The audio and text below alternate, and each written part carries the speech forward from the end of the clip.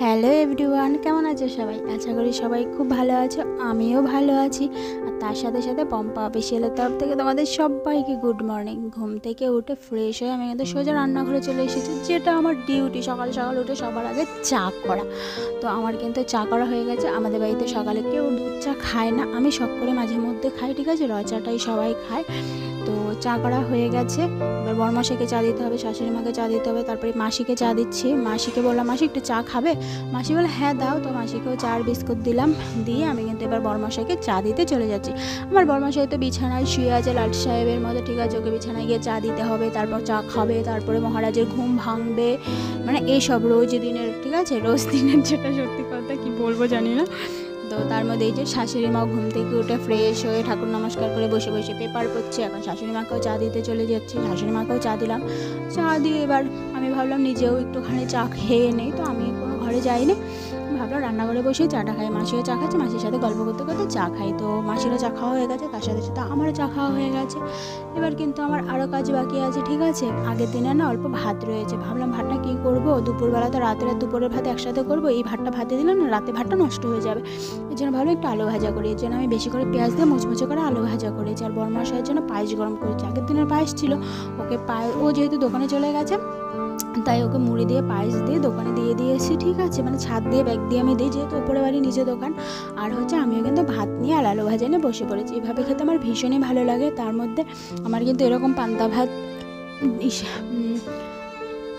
ডালের বড়া দিয়েও খেতে ভীষণই ভালো লাগে, ঠিক আছে? তারপর খেয়ে দিয়ে বিছানা গুছিয়ে আমি রান্না করতে চলে এসেছি। আর সকালে যে আলু ভাজা করছিলাম না, বড়মাশাই দেখেছিল। বড়মাশাই দেখে আমাকে বলছে আমার জন্য কিন্তু একটু রাখবে। আমি বলি না, যতটুকু করেছে আমার একাই লাগবে। বলে ইস, এতটা কি তুমি খাবে? আমি বলি হ্যাঁ, পুরোটাই আমি খাবো, না খেতে পারলেও খাবো। পরে বলি একটুখানি রেখো না, মানে মুচমুচে করে বেশি করে পেঁয়াজ দিয়ে আলু ভাজা, ও তো ভীষণ ভালোবাসে। আমি তোর জন্য রাখবো, ওকে না দিয়ে খাবোও না কিছু।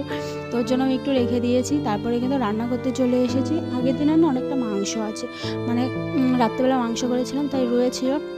এই জন্যই না বড়মাশাইকে বলছিলাম আজকে কী আর রান্না করবো, শুধু টমেটো ধনে পাতা দিয়ে মসুরির ডাল করি। বলে ঠিক আছে করো। আর এমনিতেও আমার বড়মাশাই যে খুব একটা পঞ্চব্যঞ্জন লাগে তা না, ওর মুখের রুচির মতো যে কোনো কিছু একটা তুমি রান্না করে দিলেই ভালো। তারপর রান্নাটা প্রায় হয়েই এসেছে। তো আমি সকালে কটা জামা কাপড় কেচেছিলাম, ভাবলাম ওই জামা কাপড়গুলো তুলে ফেলি, কারণ নাইটিগুলো নয়তো রোদে ফেড হয়ে যাবে। আর এই নাইটিটা না আমি নতুন নাইটি, তো তাই সকালে নুন দিয়ে ভিজিয়ে রেখেছিলাম, এখন ধুয়ে ছাদে মেলে দিয়েছি।